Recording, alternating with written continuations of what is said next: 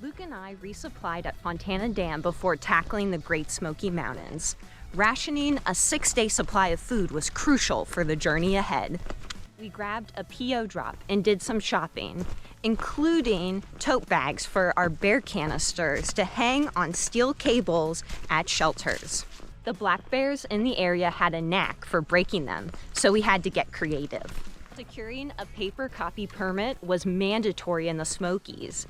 Despite Luke forgetting his in the Fontana Dam gift shop, we thought we were in the clear with a full unchecked permit collection box at the entrance.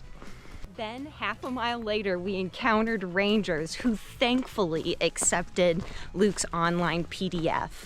They reminded us that the Smokies were our first big test, and they weren't wrong. Climbs were grueling, and our heavy packs made every step a challenge. We carried on through various elements, like scorching heat, freezing temperatures, rain, ice, fog, and snow. Some of our park highlights include summiting Rocky Top Mountain, watching the fog roll over the mountains at Clingmans Dome, and the panoramic views of Charlie's Bunion.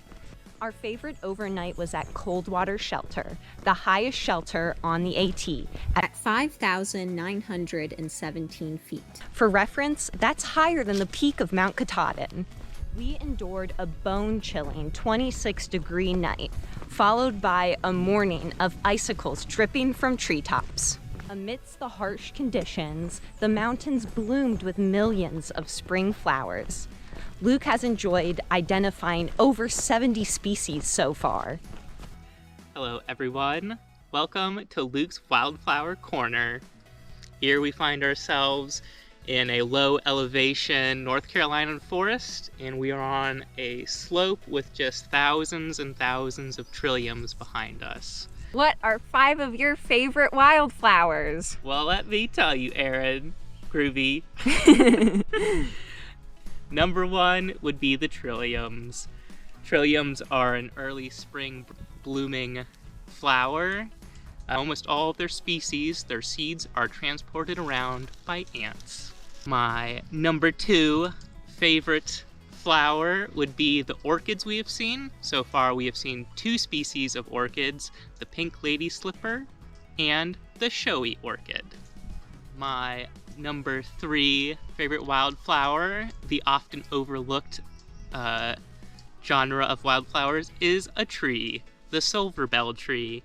So there's 3 species of silver bells in North Carolina, and we've only found just 1 silver bell in our entire trip so far. My number 4 favorite wildflower has been the fringed phacelia, which is a small white fuzzy flower that is found in the high mountain meadows in the Smokies. And while we were up in the Smokies, we saw just millions and millions of them covering the high mountain meadows.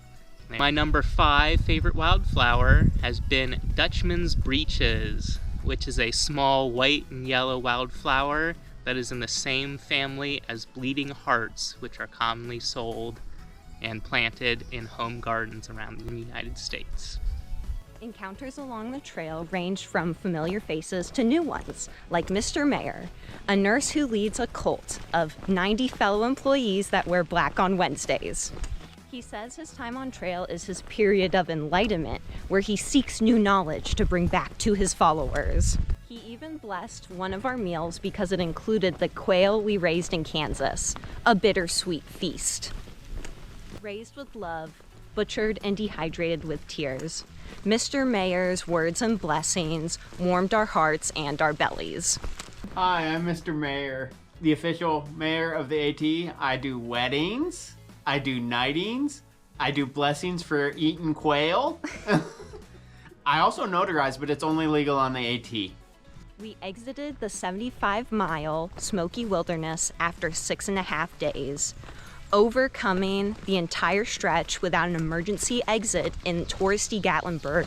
That's the very spot that Bill Bryson and Katz gave up their journey in the famous AT book, A Walk in the Woods. We were rewarded with 3 trail magic experiences in one day. With lots of gratitude for our veteran thru hikers, Luke and I stuffed our faces with cookies, Rice Krispies, fresh fruit, grilled cheeses, and even a breakfast burrito. But we're still hungry, so we're headed to hot springs. Stay groovy.